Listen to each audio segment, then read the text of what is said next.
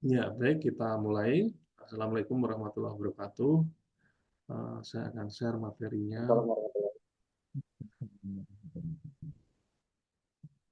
Share materi ini gimana?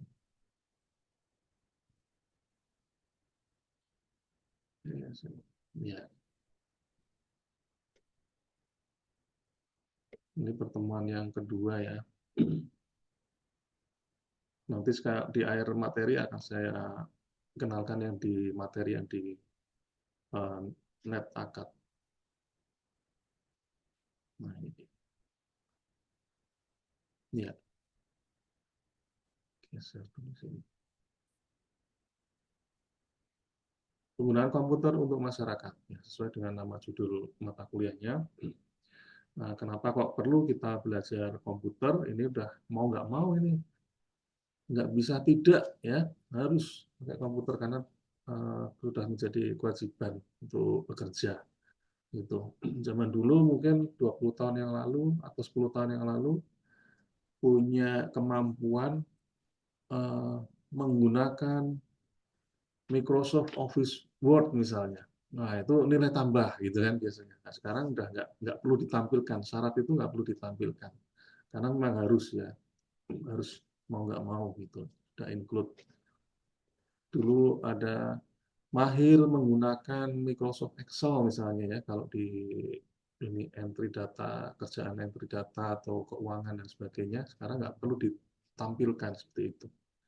Gitu. Dan yang ditampilkan ya yang di atas itu, misalnya apa, eh, pemrograman misalnya, memahami sedikit mengenai pemrograman misalnya ya, atau memahami mengenai command line interface misalnya seperti itu. Ya, jadi ya kembali ke pertemuan yang pertama lalu ya, komputer memang sudah lama dipakai oleh manusia ya. Kenapa? Karena memang manusia itu suka berhitung dan suka menganalisis data juga ya untuk kemudahan-kemudahannya. Jadi memang penciptaan teknologi itu digunakan untuk memudahkan hidup manusia. Dan tentu seiring dengan perkembangannya dan kebutuhan ya, serta teknologi. Nah, kebutuhan, kemudian perkembangan teknologinya, dan teknologi termasuk teknologi pembuatnya. Itu maka komputer mengalami evolusi. Dan pada puncaknya itu dinisbahkan ya di tahun 1980 itu sebagai tahun revolusi komputer. Gitu. Jadi tahun revolusi komputer itu mulai 1980. Di situ teknologi komputer sudah mulai relatif mapan, dalam artian sudah mulai dikenal banyak, kemudian dari teknologinya juga sudah semakin cepat. Dan kalau bicara mengenai teknologi, tentu itu juga ada evolusinya juga ya, dimulai dari tabung hampa, kemudian transistor, kemudian apa itu chip ya, habis chip IC ya, IC integrated circuit, komponen elektronik dimasukkan dalam satu paket ya, namanya IC integrated circuit. Itu pun juga ada kelas-kelasnya juga. Zaman dulu ada VLSI, ada LSI, large scale integrated, ada very large scale integrated. Nah, semua itu udah, istilah itu udah nggak ada, jarang dipakai misalnya ya, karena sekarang sudah ada istilah baru yang namanya chip ya. Chip itu sudah bentuknya mikro ya, bahkan sekarang ya sudah mulai nano. Dan ke depan itu ada yang namanya biocomputing ya, biokomputasi, bioinformatik. Nah, kalau di istilah akademik namanya bioinformatik. Artinya pengolahan-pengolahan komputasi itu dilakukan dengan prinsip kerja biologi. Dan itu sudah diterapkan sebetulnya ya. Nah, salah satunya yang paling mudah kita lihat ya, absensi pakai fingerprint biometrik ya. Kemudian pengenalan wajah ya, wajah, pengenalan wajah, absen dengan pengenalan wajah misalnya. Artinya begitu teknologi algoritma dan teknologinya ditemukan, maka biocomputing atau bioinformatik itu menjadi lebih mudah diterapkan gitu.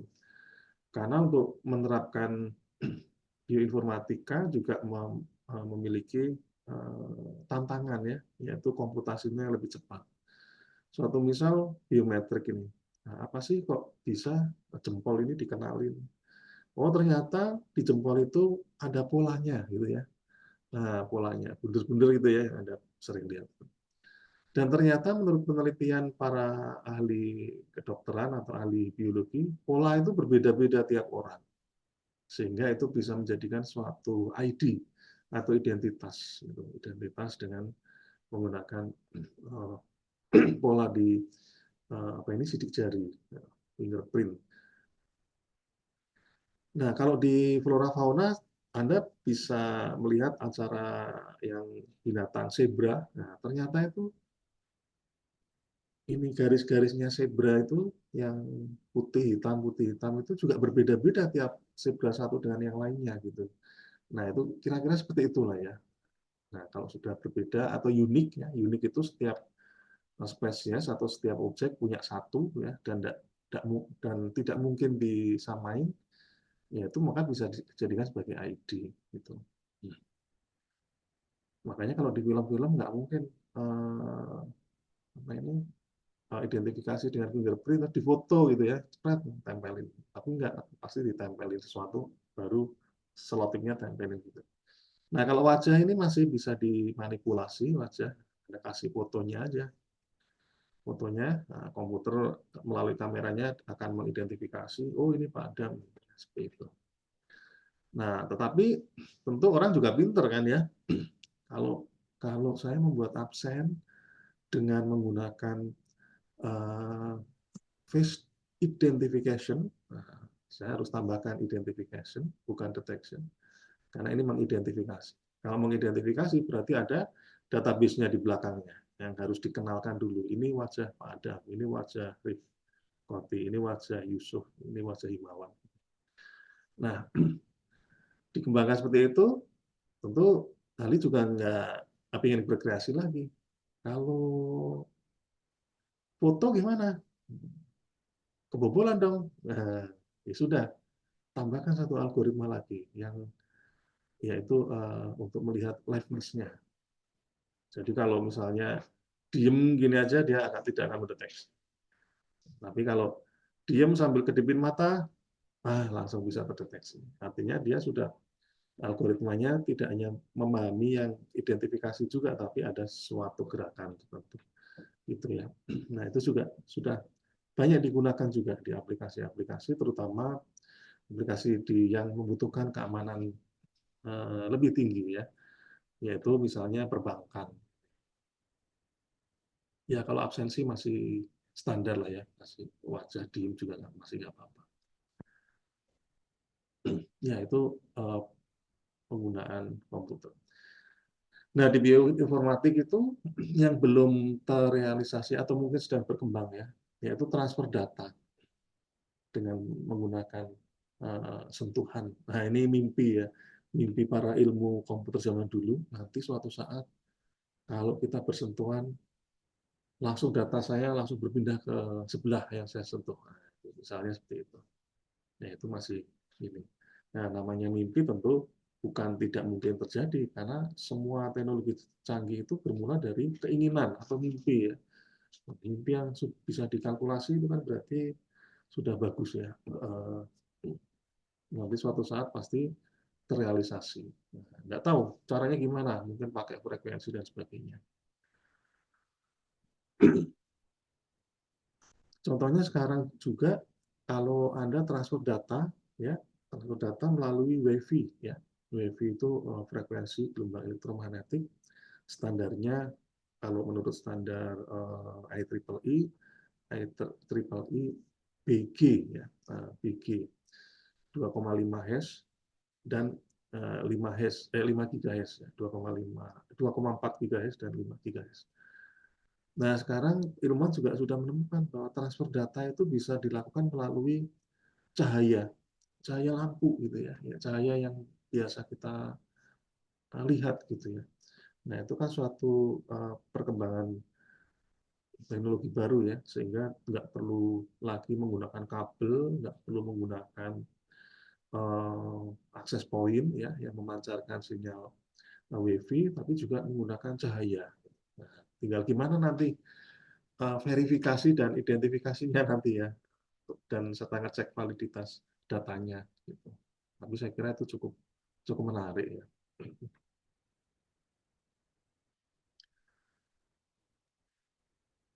Nah, ini nih adalah tahapan-tahapan dari suatu data ya, data atau penyusunnya ya.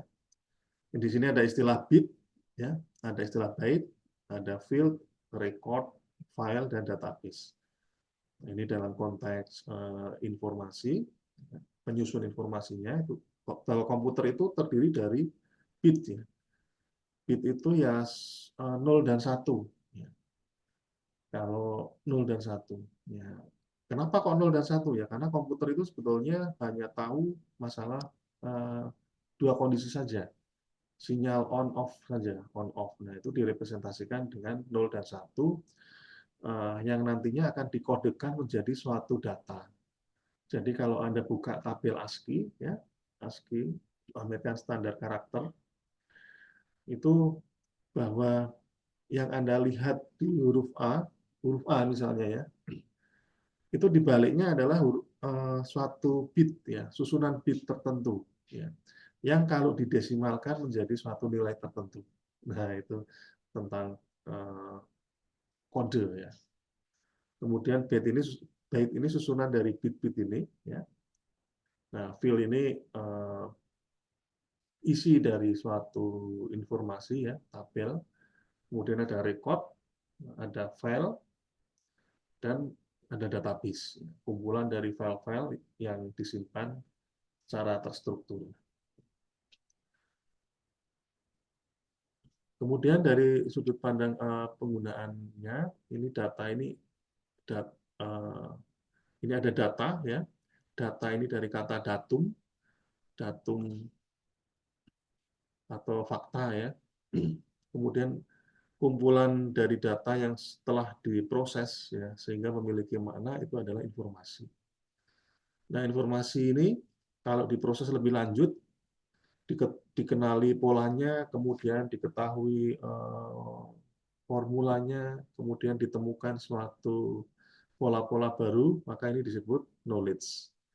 Nah, knowledge ini disebut biasa untuk digunakan untuk ini decision support decision ya. Decision support system, pendukung keputusan, sistem pendukung keputusan. Suatu misal Anda mau pergi ke kampus, rumah Anda ada di Jakarta Timur misalnya, Anda mau berangkat ke kampus pagi-pagi dari Senin, hujan lagi, nah hujan, gerimis, hari Senin. Nah, di bayangan Anda pasti sudah, waduh macet ini, saya harus lewat mana, gitu ya. Nah, kok bisa Anda bisa memikirkan lewat mana? Karena Anda sudah punya data sebelumnya. Ya. Biasanya kalau hari Senin macet, apalagi tambah hujan, tambah macet misalnya ya. Nah, ini diolah datanya banyak gitu ya. Karena tiap hari atau time series itu artinya terus berjalan, diolah menjadi suatu informasi. Oh iya, berarti ini kemungkinan datanya hujan nih. Jadi pola gitu ya, kalau hari Senin. Kok datanya hujan, jalanannya macet gitu. Jadi saya harus, nah dari sini naik ke sini, decision decision apa ini support ya. Maka saya naik sepeda saja, toh jaraknya cuma 2 kilo dan pakai jas hujan, misalnya gitu ya. Karena kalau pakai mobil macet, kalau pakai motor ya macet misal gitu. Kalau pakai naik sepeda, saya lewat jalur yang ini dan sebagainya. Nah, itu menjadi suatu pendukung keputusan. Nah, kalau data dan informasi ini ditaruh di dalam suatu komputer, dalam suatu program komputer yang memiliki tujuan tertentu, maka jadilah dia DSS, Decision Support System. Sistem pendukung keputusan. Jadi bukan berarti dia memberikan keputusan, tapi mendukung keputusan berdasarkan data. Itu ya. Nah, seperti itu.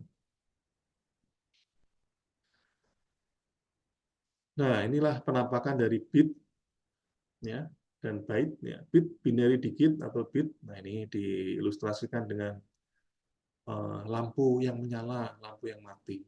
Ini byte terdiri dari 8 bit ya, 1, 2, 3, 4, 8 bit.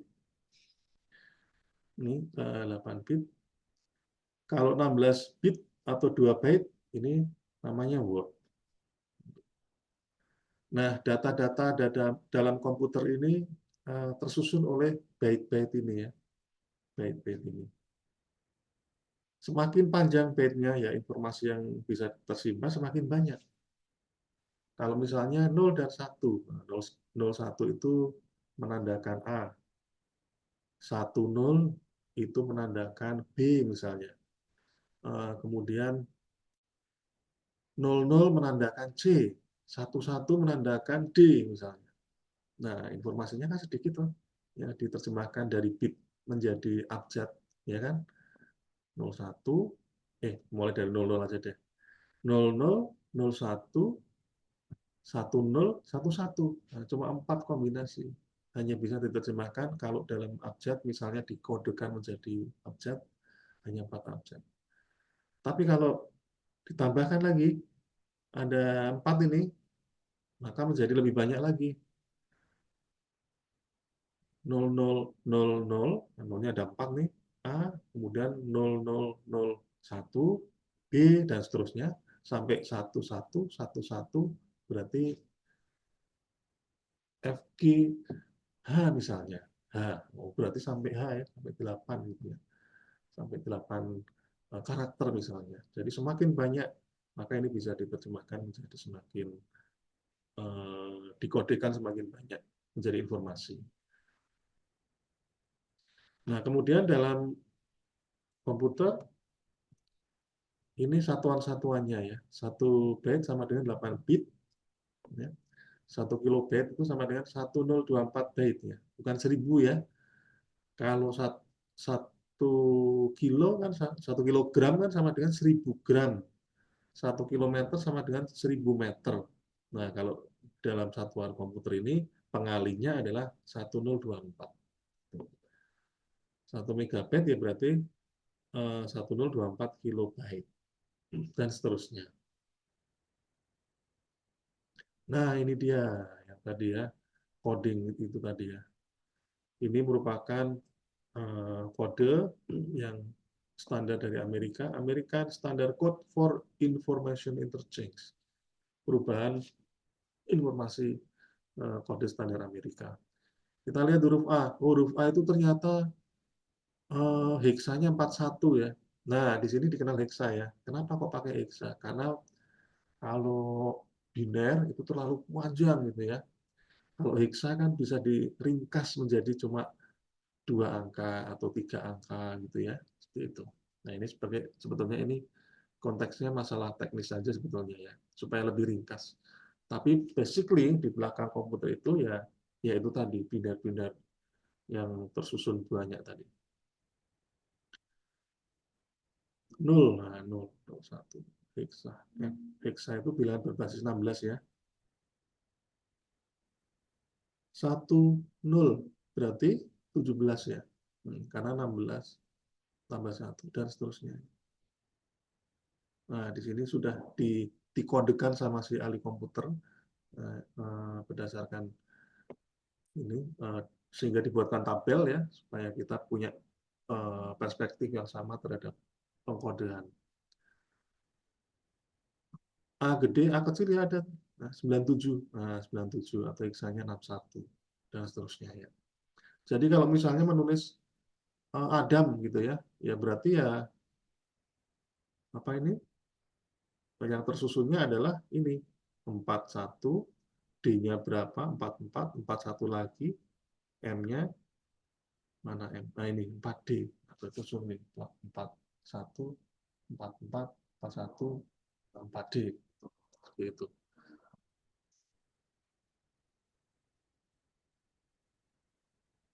Ya, komputer ini untuk apa di kehidupan banyak sekali ya.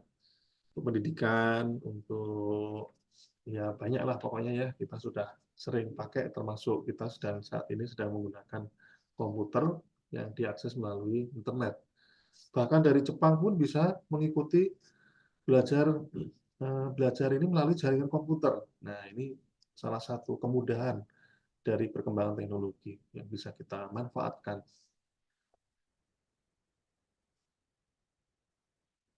Untuk kesehatan, dokter dan perawat pakai ya semuanya. Semua sekarang terhubung ke database, terhubung ke jaringan komputer,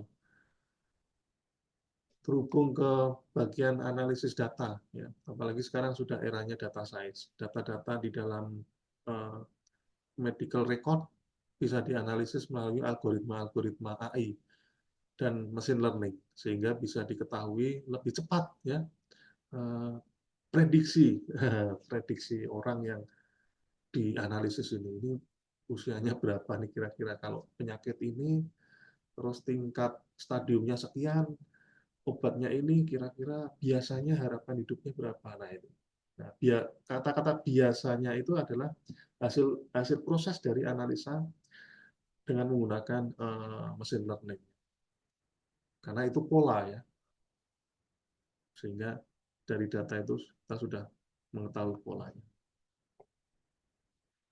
Kemudian komputer transportasi, jadwal jalur penerbangan dan sebagainya, seperti ini contohnya ya.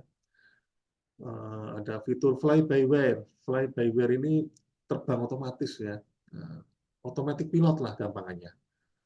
Kenapa kok bisa automatic pilot? Ya karena memang ada komputernya, kemudian jalurnya sudah ditentukan sama GPS, ya, masukkan jalurnya, kemudian jalan sendiri dengan kontur yang menyesuaikan ini apa ini permukaan ya. Atau mungkin sudah dikontrol, pokoknya di ketinggian sekian ribu kaki boleh fly by wire, misal gitu ya. Kemudian mobil-mobil yang otomatis bisa jalan, nah ini suatu saat menjadi hal yang umum ya. Nah, taksi autopilot ya, nggak ada drivernya, auto drive ya, nggak ada supirnya, dia langsung bisa jalan sendiri. Penjualan tiket zaman dulu mungkin Anda waktu kecil mengalami beli tiket itu di agen penjualan ya, tiket kereta api, pesawat dan sebagainya. Sekarang Anda pun menjadi agen perjalanan sendiri ya, pesan sendiri melalui HP, melalui aplikasi dan sebagainya, sehingga Anda nggak perlu repot datang ke ini agen-agen perjalanan. Ini apa nih?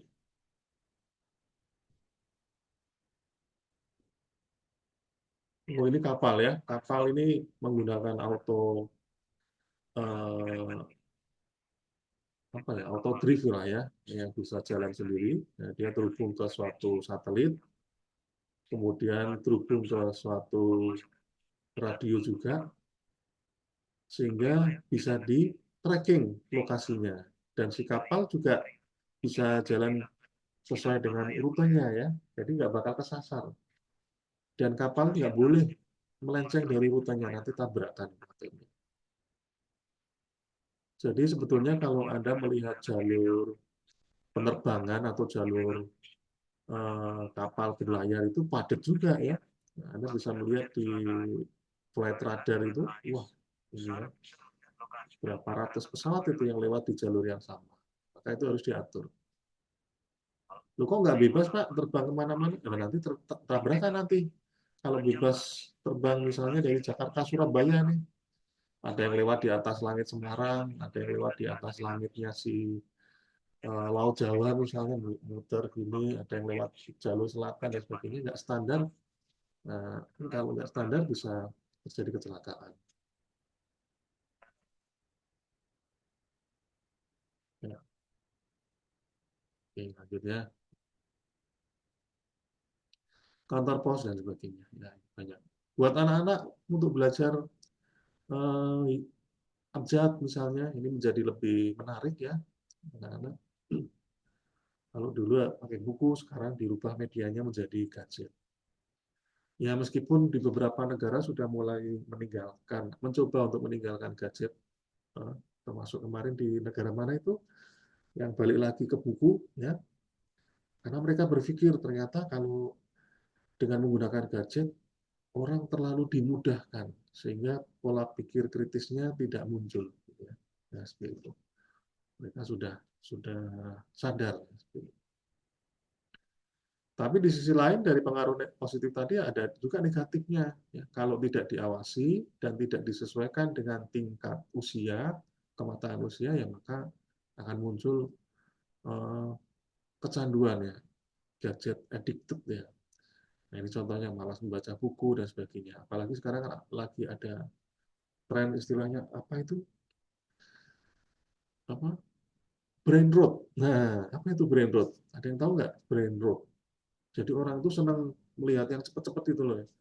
Nggak sabar dengan melihat tayangan yang ini, yang pelan-pelan, yang menjelaskan step by step gitu. Jadi nggak sabar. Pengennya intinya apa sih gitu ya, seperti itu. Nah, tapi kan eh, ada hal-hal tertentu yang tidak bisa di, diketahui secara cepat seperti itu. Jadi harus diketahui dasarnya dulu, latar belakang dan sebagainya. Nah, solusinya ya salah satunya ya dibatasi ya, dibatasi. Interaksi keluarga lebih dekat, kemudian bermain secara offline ya, terutama secara berkelompok untuk membangun rasa ini ya, kebersamaan tim itulah gampangannya. Ya ini bagian dari komputer, silakan Anda dibaca sendiri. Saya kira ini bukan hal yang asing ya.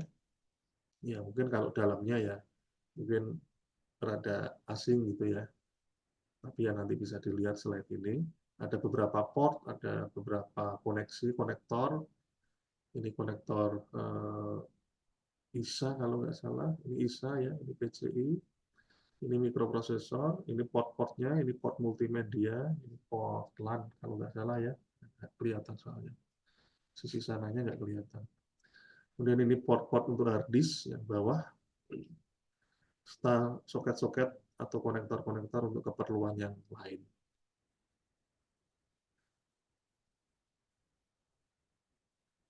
Komputer untuk industri, nah di industri juga sudah mengakomodasi komputer, digunakan untuk desain misalnya, khusus untuk desain pun ada dua ya, CAD dan CAM, Computer Aided Design dan Computer Aided Manufacture.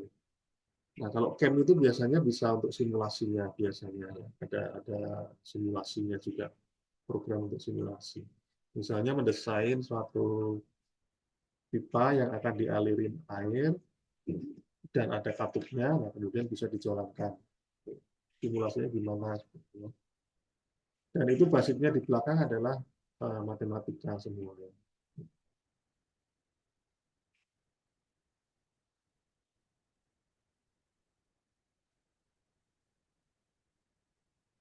Ya, lanjut ya. Kemudian robot, nah, robot ini uh, berkembang cepat sekarang ya, apalagi dengan adanya algoritma AI. Robot berasal dari kata robota ya, yang diberikan namanya oleh Karel Capek ini. Pak Karel Capek dia bikin suatu pertunjukan yang bentuk ada tokoh yang bentuknya seperti robot gitu ya, yang disuruh-suruh gitu di pertunjukan dia. Nah, klasifikasi robot, nah silakan dibaca sendiri ya. Nah, robot ini suatu saat bisa menggantikan orang dalam bekerja. Ya, efisiensi ini bisa menggunakan robot. Apakah langsung orangnya hilang gitu ya di industri? Ya belum tentu juga. Karena dengan adanya robot di industri bisa memunculkan profesi baru yang lain. Misalnya apa? Operator robot, programmer robot gitu ya, analis robot dan sebagainya. Gitu. Jadi di satu sisi memang operator yang menanganin teknis mungkin hilang, tapi dia akan berganti profesi jadi pengawas robot atau misalnya programmernya dan sebagainya.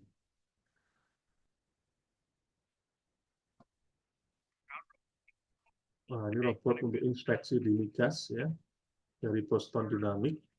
Mereka sudah ini canggih ya. Ada pertanyaan sampai di sini? Baik, kalau tidak ada pertanyaan, nanti setelah ini akan saya kirimkan tata cara untuk masuk ke netaka.com. Silakan ambil di kelas apa ya kemarin, konten ya, konten kreator multimedia. Silakan dipelajari di situ. Itu di situ tidak perlu instruktur lead ya. Jadi sifatnya self paced, bisa untuk Anda pelajari sendiri. Ya, saya kira dari saya itu. Terima kasih atas perhatiannya. Assalamualaikum warahmatullahi wabarakatuh. Terima kasih Kak. Waalaikumsalam warahmatullahi